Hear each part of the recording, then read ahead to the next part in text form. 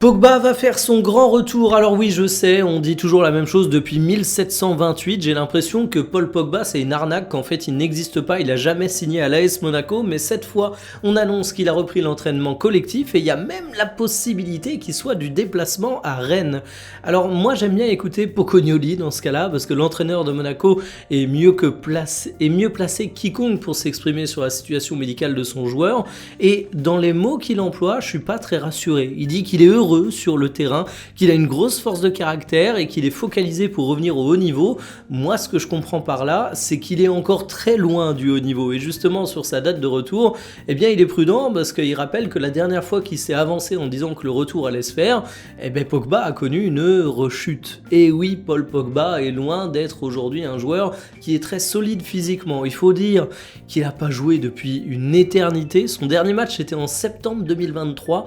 Replongeons-nous dans le passé. Il y avait alors Oppenheimer et Barbie qui étaient dans les salles de cinéma. Le jeu vidéo Starfield venait de sortir. Bref, moi à une époque j'espérais pas mal de bons matchs de Pogba cette saison. Désormais j'ose le dire, si Pogba fait 10 matchs satisfaisants en tant que titulaire durant cette saison, ce sera déjà pas mal. Il a une fin de contrat en 2027, donc c'est désormais peut-être un peu plus sur la saison prochaine qu'il faudra l'attendre, même si j'attends évidemment son retour cette saison.